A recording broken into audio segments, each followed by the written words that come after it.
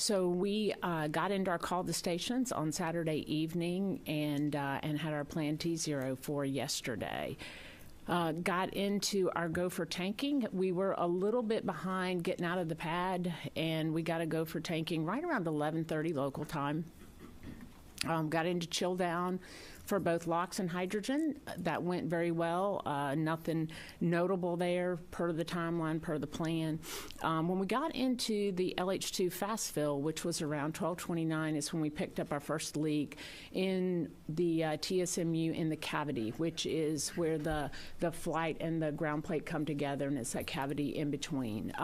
And it's in our 8-inch fill and drain line there. We have a QD that kind of connects those two together. So it was similar, I would say, to some of the signatures that we've seen during Artemis I. Our leak rate was a little bit higher, somewhere in around the, I would say, 12 to 14%. As you know, we went back, we did some testing between Artemis I and Artemis II, and determined that 16% was an appropriate leak limit for LH2 in that cavity, and so that's what we managed to yesterday. So we saw the leak get up around our limit, and we did a stop flow revert, and when we did that, we saw, of course, the leak came down. We tried a contingency procedure that we used during Artemis I, which is you let that QD warm up, you let the seal warm up, and you try it again. And so we did that a couple times, worked our way through it, and was able to load the core stage all the way to replenish.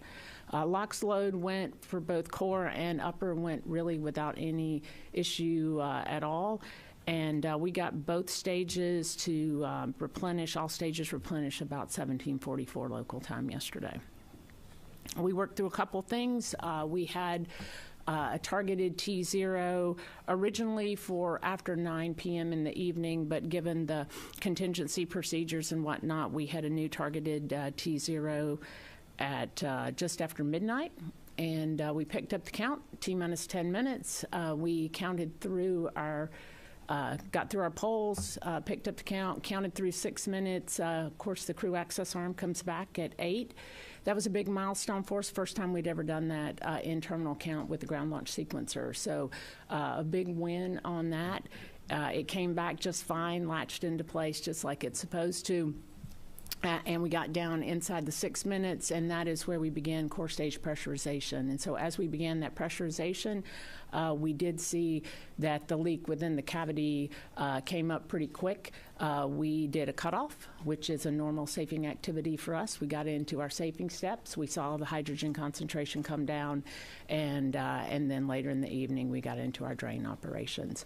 I am happy to report that early this morning, we had the core stage drain was completed at about 6 o'clock, just after 6 this morning, and right now we have all commodities off the vehicle. Both stages, both commodities are drained. We are in core stage boil off and inerting activities, and we're getting the pad open back up for control work. So that's a little bit of how the test went. Lori talked about some of the great things that came out of the test. I'll tell you, we had never loaded the core stage or the upper stage from the new 1.4 million gallon hydrogen sphere. We had gone through a complete verification and validation, but we didn't have the hardware to do it with, the flight hardware, and so that went really well. The lessons learned from how we do the sequencers in the software also went well yesterday. Already talked about LOX and the CAA. And then the replenish valve. Those of you who were around for Artemis I, remember we had to send a red crew to the pad for the replenish valve, and we made some design modifications on that valve, and it worked flawlessly yesterday. And so that went really good. Lori talked about the breathing air injection that we had for the service module purge, and that was a late mod that we did. Again, worked really well while we had the closeout crew out at the pad, and we were able to do a full closeout of the crew module. So all in all, a very successful day for us on many fronts, and then on a couple of others, we got some work we got to go do.